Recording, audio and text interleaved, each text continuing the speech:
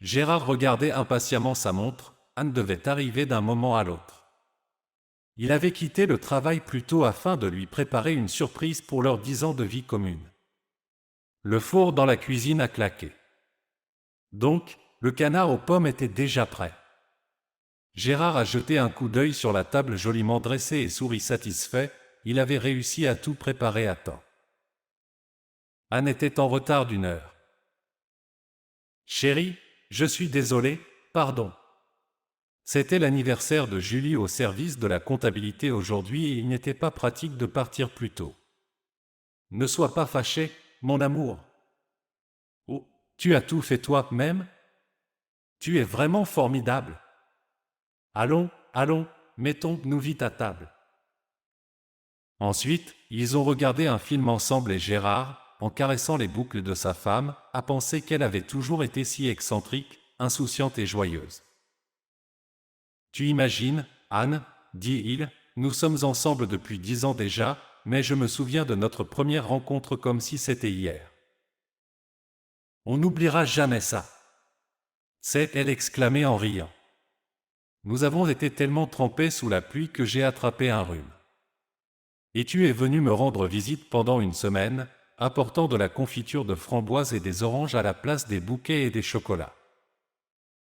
Ils ont tous les deux éclaté de rire. En s'endormant, Gérard a serré sa femme plus fort. Comme c'était bien qu'ils se soient l'un l'autre. Cette année, le printemps est arrivé tôt. En avril, la ville était déjà toute verte et belle. Anne est partie en voyage d'affaires. Gérard lui a dit au revoir et a marché tranquillement jusqu'à sa voiture, respirant le parfum piquant du printemps. Il ne voulait pas rentrer chez lui, sans sa femme il se sentait toujours ennuyé et vide. Il y avait un chaos total dans la Gérarde. En train de se préparer, et comme toujours en retard, Anne avait laissé un désordre derrière elle. Gérard sourit et pensa qu'elle avait sûrement oublié quelque chose. C'était toujours comme ça. Il se prépara un café, augmenta le volume de la télévision pour qu'il soit audible dans toutes les pièces et se mit à nettoyer. Gérard n'a jamais considéré les tâches ménagères comme honteuses ou indignes. Il pouvait tout faire, nettoyer, laver le linge et cuisiner. Bien sûr, les tâches ménagères principales étaient confiées à Anne, mais il l'aidait toujours, parfois même la libérant complètement des soucis domestiques. Il aimait accueillir sa femme avec un bouquet de fleurs, sa vase préférée ne restait jamais vide. Aujourd'hui, elle était remplie de tulipes. Son téléphone a vibré dans sa poche, un SMS de Anne. « Gérard, j'ai oublié mes chaussures, regarde dans le couloir. » Ah, et le chargeur de téléphone. Gérard a ri. « Je te l'avais dit. » Les chaussures à talons hauts étaient effectivement sur l'étagère. Gérard a appelé sa femme. « Que vas-tu faire maintenant? Tu vas devoir porter des bottes. » Bon, ne t'énerve pas. Quand tu seras là-bas, tu achèteras de nouvelles chaussures. Je ne pense pas qu'il soit difficile de trouver des chaussures pour toi dans une ville comme celle-ci. Et n'oublie pas ton chargeur. Au revoir. Le lendemain, Gérard n'a pas pu joindre sa femme, son téléphone était éteint. Inquiet, il lui a envoyé un message pour qu'elle le rappelle dès qu'elle aurait rechargé son téléphone. Anne a appelé plus tard dans la soirée. Elle avait activé la vidéo, probablement par accident, car elle tenait son téléphone sans regarder l'écran. Anne était en peignoir de bain, probablement sur le point de prendre une douche. Les chaussures? J'en ai acheté, tu imagines, il y a tellement de choix ici. J'ai aussi pris un parapluie, ils disent qu'il va pleuvoir dans la région. C'est si beau ici. Dommage que tu ne puisses pas voir. Gérard la voyait et voulait déjà lui en parler pour rire de sa confusion. Mais soudain, il aperçut une silhouette à côté de Anne. Puis une main lui tendit un verre plein, et la seconde suivante, un homme apparut devant les yeux étonnés de Gérard.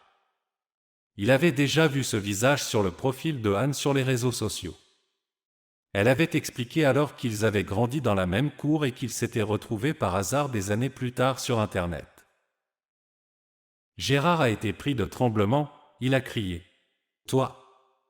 Toi !» Mais les mots ne venaient pas. Anne a jeté un regard effrayé sur son téléphone et a tout de suite compris. « N'ose pas rentrer à la maison, tu m'entends? N'ose pas. » Et il a lancé le téléphone violemment contre le mur. Il a fait le tour de l'app Gérard en marchant rapidement. Et une demi-heure plus tard, il s'est rendu à son hôtel pour. Mais lui-même ne savait pas ce qui se passerait quand il arriverait sur place. Des pensées explosaient en lui, sa tête lui faisait mal.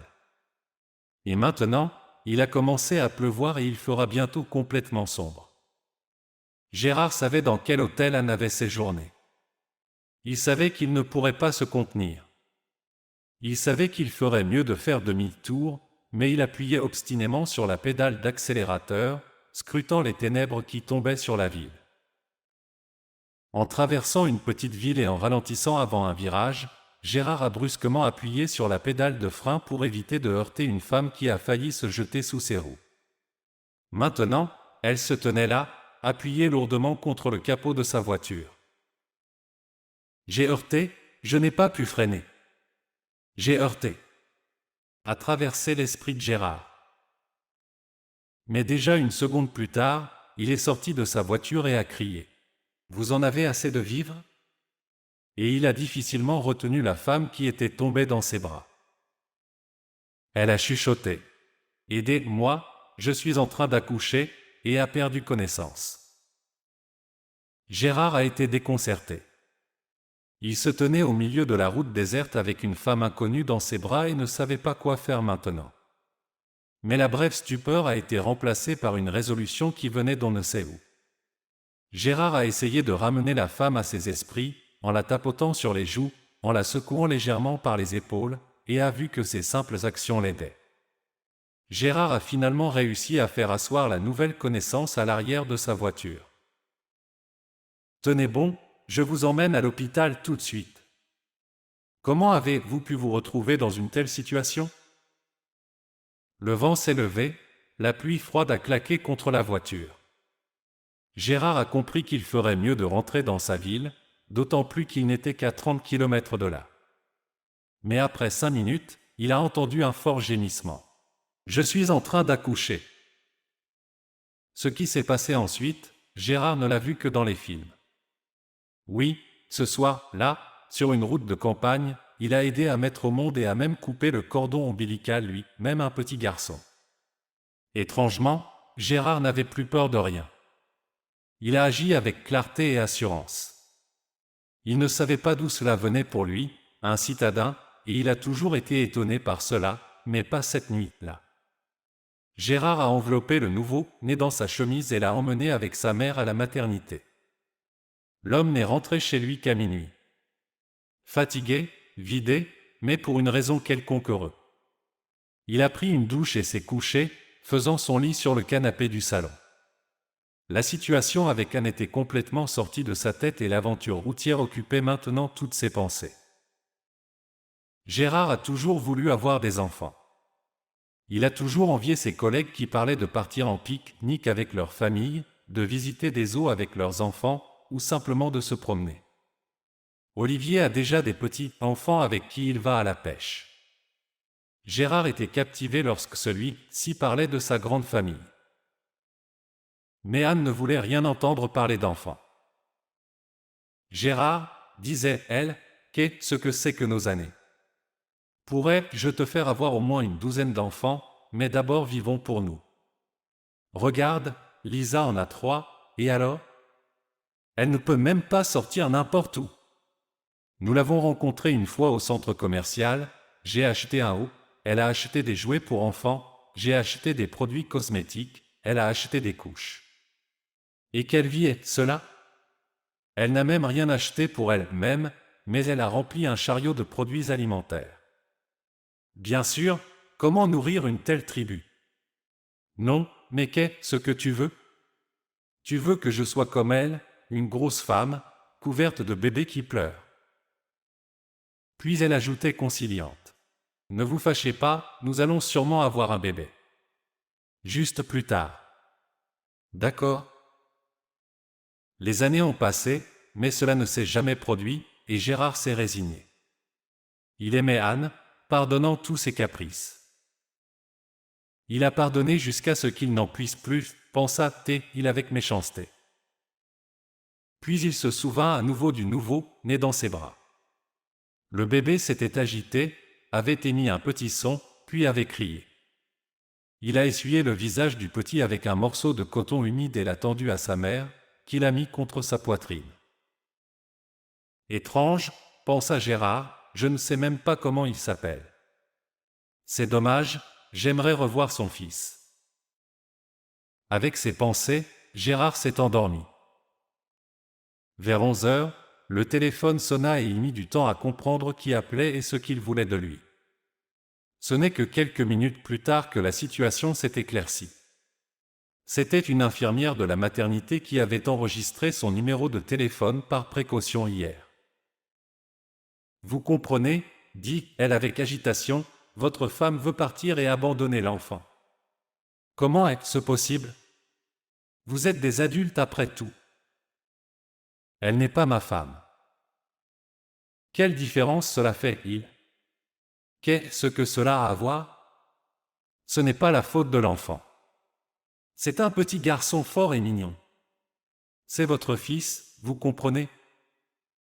Très bien, ne criez pas, j'arrive tout de suite. 1 heure plus tard, Gérard regardait sa compagnonne de voyage d'hier. Maintenant, il connaissait son nom, elle s'appelait Christine. À la lumière du jour, Gérard a vu qu'elle était mince et de petite taille. Son visage n'avait pas une beauté exemplaire, mais il ne pouvait pas dire qu'elle était laide. Plutôt jolie, aux yeux verts, juste les cernes autour des yeux et cette pâleur. Christine a remarqué son regard et est devenue confuse. « Merci, Gérard, dit-elle. Si ce n'était pas pour vous, je ne sais pas ce qui nous serait arrivé, à moi et à l'enfant. Christine, pourquoi voulez-vous abandonner votre fils? Je ne veux pas, mais je n'ai nulle part où aller avec lui, je ne sais pas comment je vais vivre maintenant. Christine a éclaté en sanglots. Il ne voulait pas d'enfant, mais moi je le voulais et je suis tombée enceinte. La grossesse a été très difficile et j'ai dû rester longtemps en observation à l'hôpital. Mon mari. Non, nous n'étions pas mariés, mais il s'était résigné à fonder une vraie famille avec moi. Il a même choisi une maison pour que notre enfant soit mieux, bien que j'aie dû vendre mon app Gérard. Quand il est venu à l'hôpital avec les papiers et qu'il m'a tout expliqué, j'ai signé tout en lui faisant confiance. Et maintenant, je n'ai nulle part où aller et je n'ai plus rien. Il ne s'est pas montré chez moi pendant longtemps, j'ai demandé un congé au médecin et j'y suis allé seul, et lui. Il m'a chassé, il ne m'a même pas laissé entrer. Il est avec une autre, elle était là-bas avec lui. Il a mis la maison à son nom et je me suis retrouvé sans rien. Christine pleura de nouveau amèrement. Après s'être un peu calmée, elle continua. Je n'ai personne, ni parents, ni sœurs, ni frères. Seulement des cousins éloignés, mais ils sont loin. Et je ne pense pas qu'ils seront heureux de me voir. C'est comme ça. Mais je récupérerai mon fils dès que je le pourrai. Gérard resta silencieux pendant un moment. Puis, il se leva résolument. Christine, vous vivrez chez moi jusqu'à ce que tout se rétablisse. Mais nous ne laisserons pas le petit ici. Christine sanglota et, après une pause, acquiesça. Le printemps avait déjà pris ses droits, la ville fleurissait. Christine se promenait dans la cour, en berçant doucement la poussette dans laquelle le bébé dormait paisiblement. Elle souriait en le regardant et pensait à quel point c'était bien de la voir. Et aussi à quel point elle avait Gérard. Elle n'avait pas encore admis à elle-même que Gérard était devenu pour elle la personne la plus chère et la meilleure du monde pendant tout ce temps. Il était l'homme dont on ne pouvait que rêver. Christine soupira. Je rêve trop. Mais il est temps de rentrer à la maison, de réchauffer le déjeuner, Gérard va bientôt rentrer du travail. Christine savait que Gérard avait demandé le divorce. Elle était désolée pour lui, mais en même temps, il y avait quelque chose de chaud et de lumineux en elle à son égard, ce qui la rendait même un peu effrayée. Elle ne voulait pas que Gérard voie ses sentiments dans ses yeux, mais il savait tout et en était très heureux.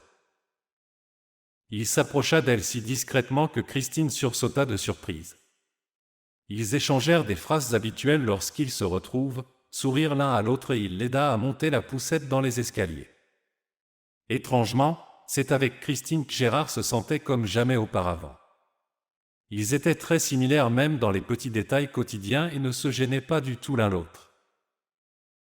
Un jour, on a sonné à la porte, Gérard a ouvert et a vu Anne.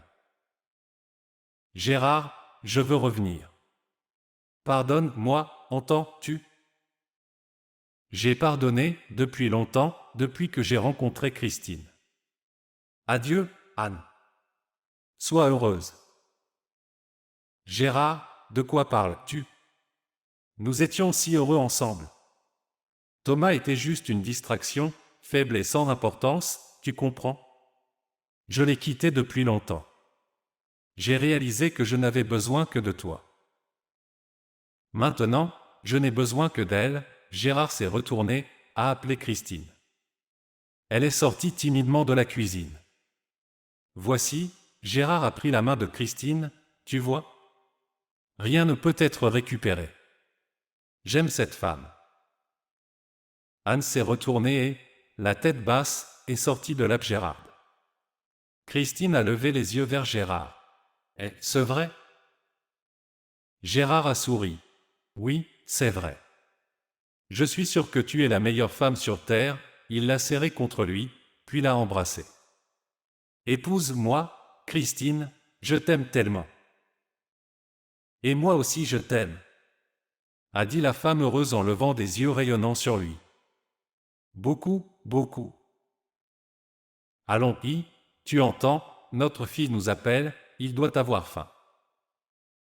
Et ils sont allés, en se tenant par la main, vers le petit garçon qui, en voyant leur visage familier, leur a souri gentiment. 1 an et demi plus tard, Gérard a de nouveau emmené Christine de la maternité. Il tenait 2 paquets bleus dans les bras, tandis que leur fils aîné sautillait joyeusement à côté d'eux, essayant de regarder ses nouveaux petits frères.